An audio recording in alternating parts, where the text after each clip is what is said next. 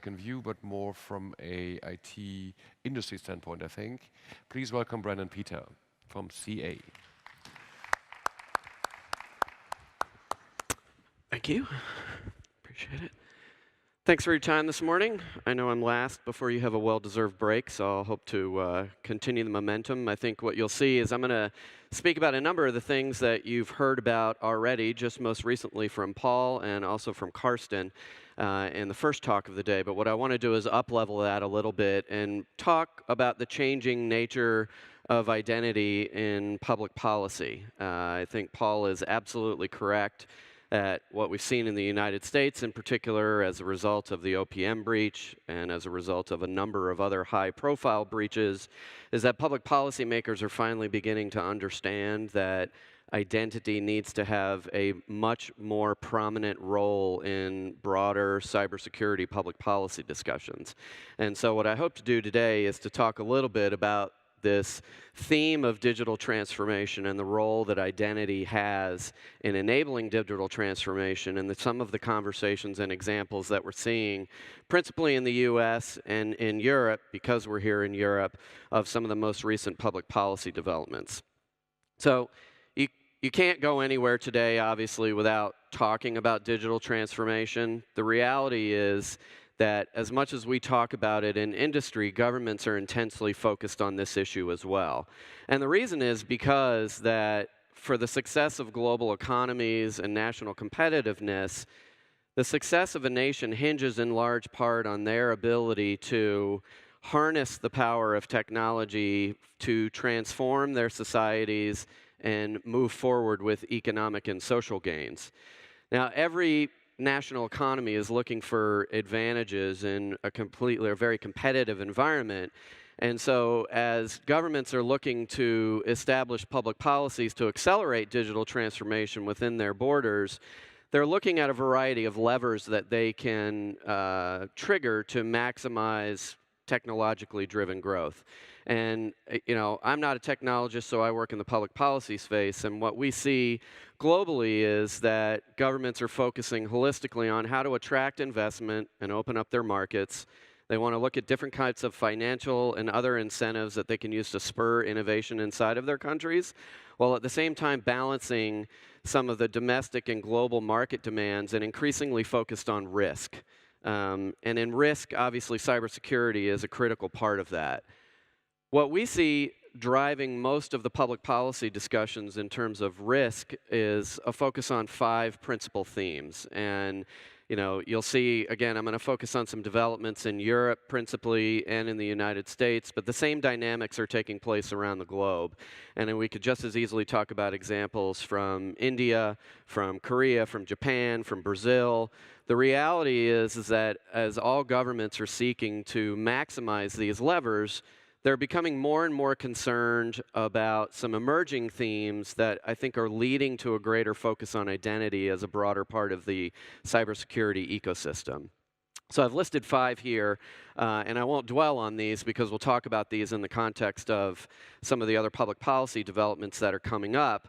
But the role of technology in enabling trust and protecting data and enhancing cybersecurity, as well as preserving the need for data to flow where it needs to move to serve customers at their point of interaction, is one that has increasingly begun to focus on identity. One of the biggest challenges we in the public policy space have had in years has been getting public policy officials to understand that cybersecurity is much more than endpoint security, antivirus, and botnets. That's an easier thing for them to understand, but as Paul and others had mentioned, big, large-scale breaches have given a much greater focus on this. So there's 5 things I want to touch on very, very quickly as part of this conversation. We could spend a day talking about any of these individually, and there's some follow-on sessions on the GDPR. Some of this I've seen on your agenda, others I don't think I've seen, so I want to touch on some of these quite quickly here, hopefully, so I can give you a little bit of a feel of some of the broader public policy developments that we're working on, and then happy to have side conversations with you about the implications of each of these and a broader, deeper discussion on what it means and what the opportunities are, I think, for identity providers and the role of identity in the context of compliance with these new mandates. So you heard this morning from Karsten. You'll hear some other presentations later on about the new EU GDPR. As he mentioned, obviously, this is quite significant in scope in that it applies more uniformly across the EU, which is a fundamentally different legislative instrument in EU systems. The idea and the goal here is obviously to strengthen user data protection, but also to ease business compliance burdens. If you've looked at the text and if you're thinking about what compliance means, I would argue that the Commission and the Parliament failed on the compliance burdens. The reality is that this is going to be a huge undertaking for organizations to get a handle on their data, where it's flowing, how they're managing it, and who has access to it. And the reality is, I think we need to make sure that we're instilling a significant sense of urgency in customers, because 2 years on is not a lot of time. As you heard from Karsten, the legislation will enter into force in 2018, mid-2018, probably the latter part of May, early part of June. And the processes that need to be undertaken to help an organization manage their technology infrastructure and understand where their data is flowing are going to be quite significant. The reality is that I think, apart from the fines and the parameters on data, why I think this is important from a requirements perspective and why it's critical is that identity is central to ensuring organizations' compliance with the GDPR. All of the requirements that Karsten and others have talked about on data protection by design, privacy by design, protection by default, all of the data privacy impact assessments and the appointments of the DPOs, the new rights that users have to extend the right to be forgotten, to request from data processors and controllers what data they have, necessitates that companies have a comprehensive strategy about where their data is, where it's moving, who has access to that data, who can collect it, who can touch it. And even though privacy is the overarching regulatory requirement here, the necessity for strong identity governance, identity management discipline is foundational to organizations coming into compliance with this. So I think this is going to be an area where we're going to see a significant amount of activity and focus moving forward that is going to continue to accelerate the focus on the role of identity in enhancing trust, protecting privacy, and enhancing cybersecurity. Last year was also pretty busy in Brussels on another legislative development, which was the Network and Information Security Directive, or what's called the NIS Directive. This is a directive form of legislation in the EU system which applies across the European Union but gives member states some flexibility to implement the requirements of the legislation differently. And the challenge that arises with that is we have some risks of fragmentation and different implementations across the 28 EU member states. The goal of this legislation is to enhance cybersecurity readiness in both government and in business, and it applies to critical infrastructure sectors and to essential service providers. I'll talk a little bit more about who those entities are and what that means in just a second. But similarly to the GDPR, the NIS directive is going to come into force in the first half of 2018. And there's going to be a spate of legislative initiatives because the member states have to enact this new directive into national legislation that I think is going to provide opportunities for those of us active in the public policy space to continue to focus on the strong role that identity needs to play in ensuring compliance. NIS has a variety of new security requirements to impose a new breach notification systems. It has incentives for companies to invest in new security technologies to strengthen their protections, and it has a strong focus on leveraging tools to automate management and reporting to comply with breach notification requirements. And the reality is that even if an organization is not in scope per se with what's required under this legislation, our sense is and our expectation as a provider of technology solutions is that our customers are going to flow down additional requirements to us. So most of your customers, even if they're not in scope of this regulation, are also going to have requirements flown down to them by their partners and customers who may be in scope. So Scope is an important issue in this context. There are two categories of groups that are affected and covered by the legislation. The first category is operators of essential services, which in a different definition just means essentially critical infrastructure sectors. Companies and organizations that are operating in the energy, transport, banking, digital infrastructure, health, and financial sectors are covered and will have to be compliant with requirements.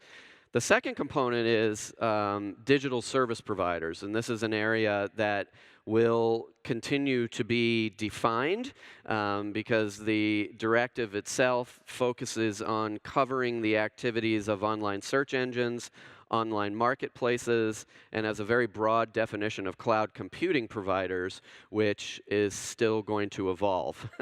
There wasn't clear guidance on that in the legislation, and so the EU Commission, the Commission rather, will be issuing some delegated act and implementing guidance to define more broadly what cloud computing services would be covered by the legislation. I want to switch gears very briefly and just talk about something that's been happening in the US that, while again notionally focused on exchanging threat indicators, I think also has a significant role for identity and enabling what needs to happen to accelerate the sharing and action on real-time cyber threat data. So in the US, we've been trying for 10 years to get some cybersecurity information sharing legislation passed. And in December of last year, the Congress enacted some legislation that set up a new program to facilitate the sharing of cyber threat indicator information between the private sector and the US government. There's a real situation that exists in the United States. It's not unique in the United States where government security services, intelligence services have significant amounts of cyber threat vulnerability information, and they're not as forthright about sharing that information with the private sector so that companies and actors that may be potentially impacted by threats can take action.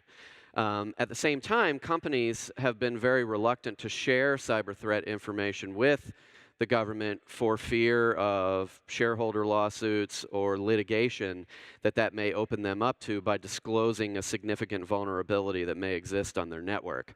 So Congress had been seeking to establish some legislation for a number of years that would ramp up efforts to enhance the voluntary sharing of information back and forth between the government and industry. So legislation that was passed created a new voluntary program that allows companies that wish to exchange information with the US government to set up a mechanism and a legal framework to allow them to exchange that data with some assurances that if they're sharing information and taking good faith action based on data that they may receive from the US government, they will have some liability from certain kinds of legal actions. Challenges that are associated with this, and if you talk to a CISO, you talk to the government, the reality is that the volume of the threat data that's coming is incredible. Obviously, the ability to take action on that and the timeliness of that information really necessitates that the government and industry have an automated way to be able to share information in real time. There's a significant requirement in the legislation that for companies that wish to participate in these programs, if they're sharing cyber threat information with the US government, they have to strip out personally identifiable information before they share information with the government. And so the relevance to our sector is, I think, that entities and organizations that seek to participate in programs like this, and the US is just one example, are going to need some strong API management discipline technologies. They're also going to need some robust identity and access management and privileged access management solutions to ensure that the individuals that have access to data that will be shared, individuals who can receive threat information are appropriately protecting information, and the organizations can audit who's using that information for what purpose. Quickly, I want to talk about another development which also happened last year in Europe, which I didn't see much information about on the agenda at EIC this year, but one that we at CA are spending a significant amount of time focusing on is the update of the old EU Payment and Security Services Directive. PSD2 was agreed to this past year and will enter into force in January 2018.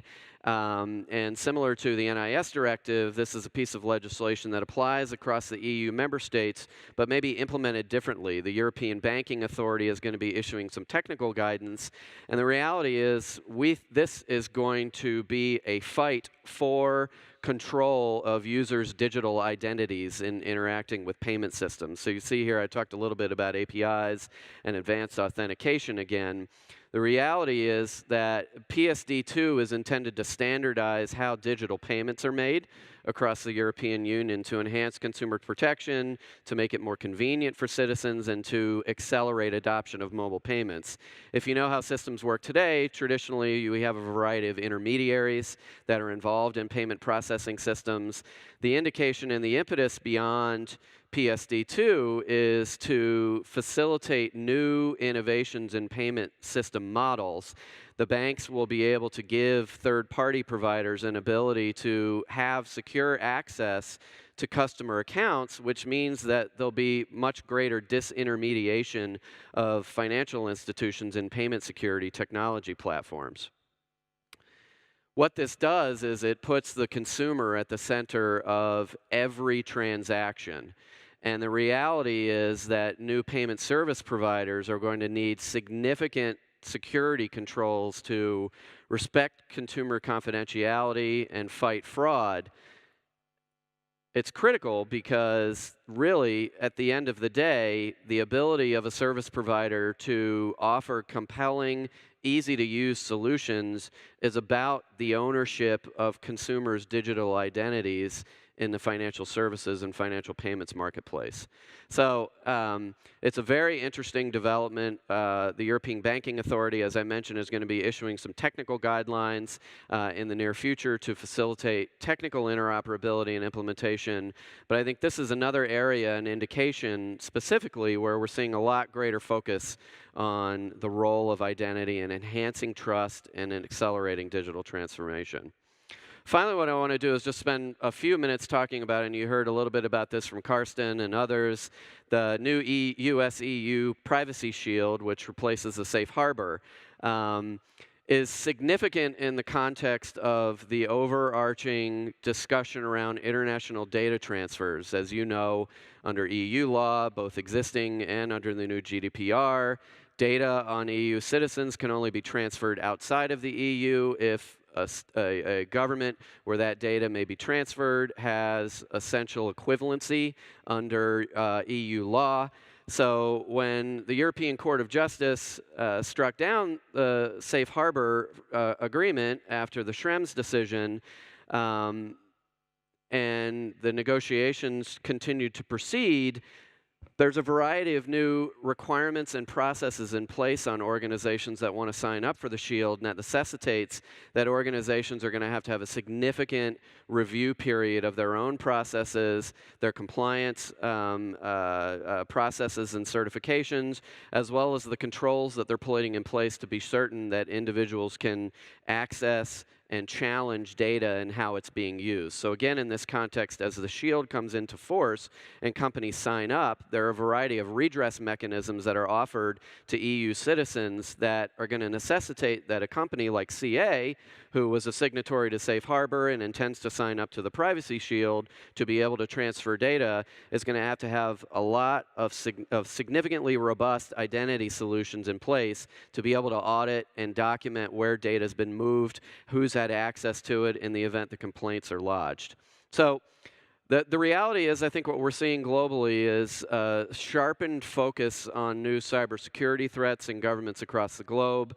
The reality is, which I think is a good thing for our industry, a significantly growing interest in identity with a stronger focus on governance and oversight. And the reality is that for us as identity providers, for you as consumers of identities, stronger attention to these identity controls is going to be foundational to business compliance. So with that, I will stop, and I'll look forward to seeing if there's any questions. I appreciate your attention.